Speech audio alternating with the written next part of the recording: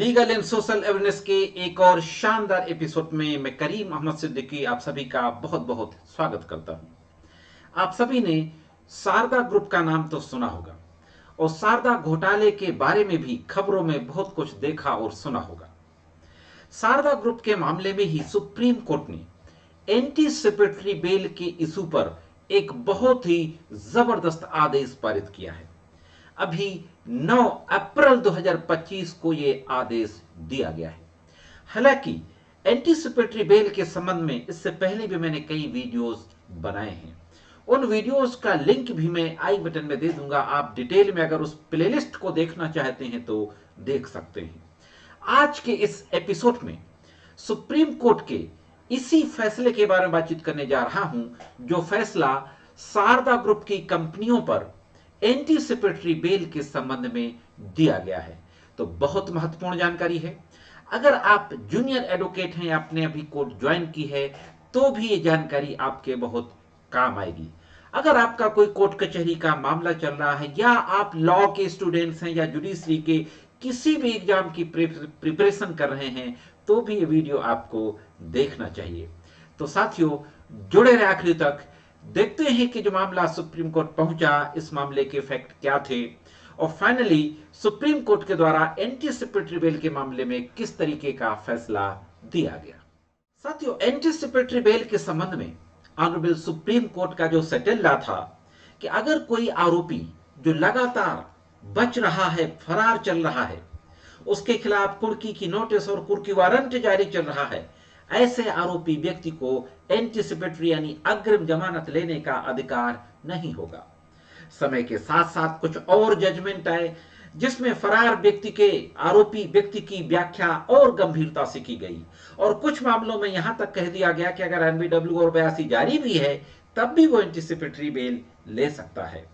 उस समय जो जजमेंट आए थे उन पर भी मैंने वीडियो बनाया था, उसका लिंक भी मैं आई बटन में दे दूंगा। आप डिटेल में देखना चाहें तो देख सकते हैं। अब बात करते हैं हम इस फैसले की जो अभी सुप्रीम कोर्ट ने 9 अप्रैल को दिया। यह शारदा ग्रुप से जुड़ी हुई कंपनियों का मामला था और ढेर सारी कंपनियों का मामला था।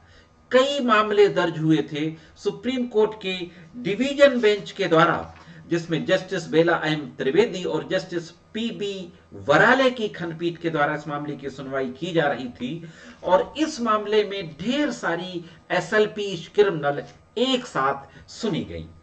इस मामले के फैक्ट में सबसे पहले आपको बता दूं, यह आर्थिक अपराध का मामला था, यह आर्थिक घोटाले का मामला था। इसमें जो कॉर्पोरेट मिनिस्ट्री के अंतर्गत एक विभाग आता है, special fraud investigation office SFIO, उसके द्वारा एक अपील सुप्रीम कोर्ट में दाखिल की गई थी। उससे पहले मैं आपको बता दूं कि ये शारदा ग्रुप से जुड़ी हुई जो कंपनियों के जो लोग थे, डायरेक्टर वगैरह थे, जिनके ऊपर इस घोटाले का आरोप लगाया गया था, उन लोगों के द्वारा ट्रायल कोर्ट के समक्ष यानी सेशन कोर्ट के समक्ष एंटीसिपेटरी बेल की एप्लीकेशन दी जाती है और सेशन कोर्ट के द्वारा एंटीसिपेटरी बेल खारिज कर दी जाती है। सेशन कोर्ट के इस फैसले के खिलाफ high court, Punjab and Haryana high court में इस मामले को चैलेंज किया जाता है। पंजाब और Haryana high court special court द्वारा जो अग्रिम जमानत खारिज की गई थी उस फैसले को रद्द कर देते हैं और आरोपियों को एंटीसिपेटरी बेल पर रिहा किए जाने का आदेश पारित कर देते हैं। अब जो SFIO था, special serious fraud investigation office, उसके द्वारा Punjab and Haryana high court के ऑर्डर को एंटीसिपेटरी बेल जिसमें ग्रांट कर दी गई थी, सुप्रीम कोर्ट में चैलेंज किया जाता है। तो देखते हैं कि सुप्रीम कोर्ट में किस तरीके का आर्गुमेंट किया जाता है और सुप्रीम कोर्ट के द्वारा कौन सी महत्वपूर्ण टिप्पणी की जाती है और फाइनली किस तरीके का जजमेंट दिया जाता है। दोस्तों, सुप्रीम कोर्ट के दोनों न्यायमूर्तियों की बेंच ने इस मामले की सुनवाई करते हुए बहुत ही गंभीर टिप्पणियां की।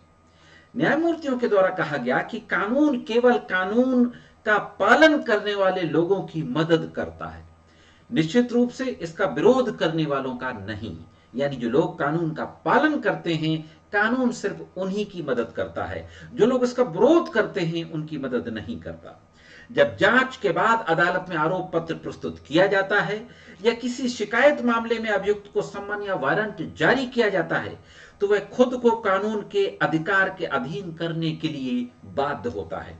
यदि वह वारंट के निष्पादन में बाधा उत्पन्न कर रहा है या खुद को छिपा रहा है और कानून के प्राधिकार के अधीन नहीं है तो उसे अग्रिम जमानत का विशेषाधिकार नहीं दिया जाना चाहिए, खासकर तब जब संज्ञान लेने वाली अदालत ने उसे प्रथम दृष्टया गंभीर आर्थिक अपराधों या जघन्य अपराधों में शामिल पाया गया हो। बहुत महत्वपूर्ण बात कही जाती है।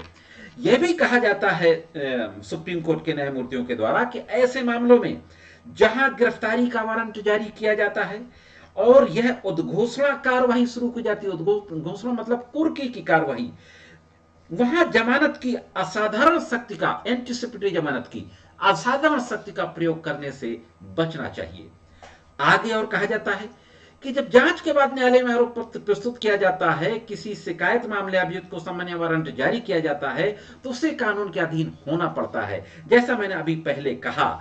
और दोस्तों आगे सुप्रीम कोर्ट ने कहा कि जिस तरीके से सुप्रीम कोर्ट और हाई कोर्ट के न्यायालयों का समय जो है वो बहुत बहुमूल्य है, उसी तरीके से जिले के न्यायालयों का समय भी बहुत बहुमूल्य है। अगर कोई व्यक्ति समय से न्यायालय में हाजिर नहीं होता, न्यायालय की कार्यवाही को बाधित करता है, कार्यवाही को आगे बढ़ाने की से रोकता है तो और अदालत के आदेशों की अवहेलना करता है तो ऐसी स्थिति में अग्रिम जमानत ऐसे व्यक्ति को नहीं देनी चाहिए। फाइनली कोर्ट के द्वारा कहा जाता है कि इस अवलोकन के मद्देनजर न्यायालय ने हाई कोर्ट के आदेश को रद्द कर दिया और प्रतिवादियों को 1 सप्ताह के भीतर आत्मसमर्पण करने का निर्देश दिया। कोर्ट ने एक और महत्वपूर्ण बात कही कि अग्रिम जमानत देना निश्चित रूप से नियम नहीं है। जैसा हम लोग कहते हैं कि bail is rule, jail is exception, जो एक प्रिंसिपल है क्रिमिनल जूरिस्प्रूडेंस का, तो एंटीसिपेटरी बेल में यह लागू नहीं होता। प्रतिवादी अभियुक्त जो लगातार कानून की उचित प्रक्रिया का पालन करने से बचते रहे हैं, न्यायालय में उपस्थित होने से बचते रहे हैं, खुद को छिपाते रहे हैं, इस तरह कार्यवाही को पटरी से उतारने का प्रयास करते रहे हैं, वो अग्रिम जमानत के हकदार नहीं होंगे।